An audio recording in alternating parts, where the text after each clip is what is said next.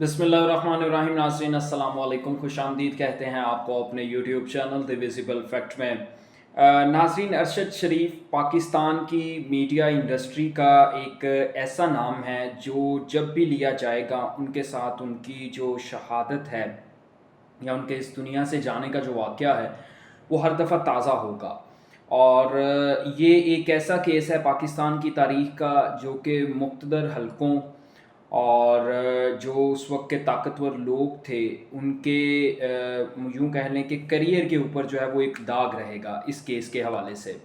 आजकल दोबारा मैं इस केस का ज़िक्र अभी मैं इस वजह से कर रहा हूँ क्योंकि ट्विटर के ऊपर जो है वो एक मुहिम चलाई जा रही है अरशद शरीफ को लेके।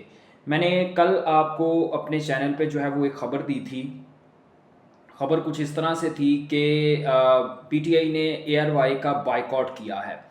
उसी बायकॉट को लेके अब एआरवाई अपनी साख बचाने के लिए लोगों को जो है वो यूँ कह लें कि अब तालीम देने के नाम पे, आगाही देने के नाम पे पीटीआई का ना सिर्फ मुहासरा कर रही है बल्कि अरशद शरीफ का जो केस है या अरशद शरीफ का यूँ कह लें जो मारा जाना है वो भी पीटीआई के सर पे डाल रही है। मैं आपको नाम ले देता हूँ, दो लोग हैं, इकरारुल हसन साहब हैं और इमाद यूसुफ साहब जो कि सदर हैं एआरवाई न्यूज़ के, जो सारी चीज़ों को देखते हैं।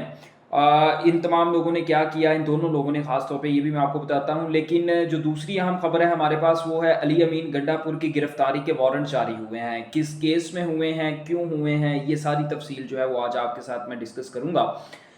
सबसे पहले जो है वो मैं आपको अरशद शरीफ के हवाले से बता देता हूँ। अरशद शरीफ का एज़ यू ऑल नो, आप तमाम लोगों को मालूम है कि 2022 के अंदर वो कीनिया में थे जब उनको यूँ कह लें कि मार दिया गया, उनकी जान ले ली गई कीनिया में। लेकिन उससे पहले के जो हालात वाक़यात थे वो तमाम लोगों को मालूम है कि किस तरह से उनको पहले एआरवाई से नौकरी से निकलवाया गया, फिर उनको धमकियाँ दी गई, पाकिस्तान में उनका रहना जो है वो मुश्किल किया गया। वो यहाँ से दुबई गए, दुबई का उनका वीज़ा जो है वो ख़त्म हो रहा था तो वहाँ से उनको कहा गया कि आप कीनिया चले जाएँ। सहाफ़ी हैं शाहिद असलम साहब, उन्होंने इस बात का इतराफ़ किया कि दुबई में जो एयरवाई के सीईओ हैं या एयरवाई के मालिक हैं सलमान इकबाल साहब, उन्होंने सैटेलाइट फ़ोन लेके दिया था अरशद शरीफ साहब को और उनको कीनिया में भेजा था। उस वक्त ये रिपोर्ट भी सामने आई थी कि जिस वक्त वो कीनिया में मौजूद थे, जिसके पास उन्होंने स्टे किया था, वो सलमान इकबाल साहब के करीबी लोग थे। फिर उसके बाद जो है वो वाक़या हो गया, हर चीज़ हो गई। फिर एआरवाई जो है वो अपने न्यूज़ एंकर इकरारुल हसन साहब को जो है वो कीनिया भेजती है तफ्तीश के लिए। इकरारुल हसन साहब ने वो सारी तफ्तीश की और वापस आके मंसूर अली ख़ान को एक पॉडकास्ट में उन्होंने ये इंकशाफ किया, ये बताया बाकायदा तौर पर। वो पॉडकास्ट यूट्यूब के ऊपर मौजूद है, आप तमाम लोग जाके देख सकते हैं।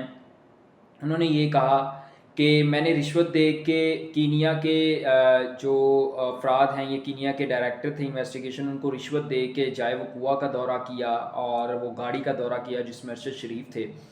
मंसूर अली खान ने पूछा कि क्या उनकी जो मौत है अरशद शरीफ की, उसका टांका या यूँ कह लें कि उसके ताने बाने जो हैं वो पाकिस्तान में मिलते हैं।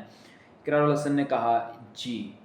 और फिर मंसूर ने पूछा कि क्या उनके ताने बाने ताकतवर लोगों से मिलते हैं। इसके जवाब में भी इकरारुल हसन ने कहा कि जी। अब ये बात जो है वो उस वक्त इकरारुल हसन कर रहे हैं जब वो वहाँ से इन्वेस्टिगेशन करके पाकिस्तान आए थे। लेकिन आज आप उनका ट्विटर देखें, ट्विटर पर वो ये इल्ज़ाम आयद कर रहे हैं कि अरशद शरीफ के नाम पे पीटीआई ने सियासत की और पीटीआई ने सियासत करके अपनी खोई हुई इज्जत जो है वो उसको बहाल किया, अपनी खोई हुई साख को बहाल किया। अब मैं यहाँ पे एक बात करना चाहूँगा कि अरशद शरीफ को जो है वो मकबूलियत किसकी वजह से मिली थी। इकरार साहब इस बात को बताना चाहेंगे कि अरशद शरीफ को मकबूलियत किसकी वजह से मिली थी। पीटीआई के लोगों ने अरशद शरीफ को मकबूलियत दी। अरशद शरीफ के केस को अगर अहमियत मिली तो वो सिर्फ इस वजह से क्योंकि उस वक्त पीटीआई का दौर था, पीटीआई की यूँ कह लें कि फ़ैन फॉलोइंग थी, तमाम लोग पीटीआई को फॉलो करते थे और पीटीआई ने अरशद शरीफ के केस को उठाकर इतनी अहमियत दी कि लोग उसमें दिलचस्पी लेना शुरू हो गए और लोगों को पता चला कि इसके पीछे कौन है। अगर पीटीआई ने सियासत करनी होती तो پی ٹی آئی اس طرح سیاست نہ کرتی کہ اس کے قاتلوں کو پکڑا جائے اور ان لوگوں کو پکڑا جائے جنہوں نے ارشد شریف کو جو ہے وہ نہ صرف مارا بلکہ اس ملک سے بھگایا. اچھا دوسری بات، اگر پی ٹی آئی کا ہاتھ تھا ارشد شریف کے مرڈر کے پیچھے تو پی ٹی آئی کے اوپر 9 مئی کے بعد اتنے کیسز بنائے گئے کہ کوئی پی ٹی آئی کا رہنما چھینک بھی مار دیتا تھا تو اس کے اوپر کیس بنا دیتے تھے. اتنا بڑا کیس تھا آپ کے پاس ارشد شریف کا کیس، اس کے اوپر کیوں تفتیش نہیں کی گئی اور کیوں نہیں بنایا گیا؟ سوال بنتا ہے کہ ابھی تک حکومت نے یا مقتدر حلقوں نے اتنے کیسز پی ٹی آئی اور عمران خان کے اوپر بنا دیے، تو ارشد شریف کا کیس تو بہت بڑا تھا اور آسان تھا ان کے لیے اگر پی ٹی آئی کا اس میں ہاتھ تھا.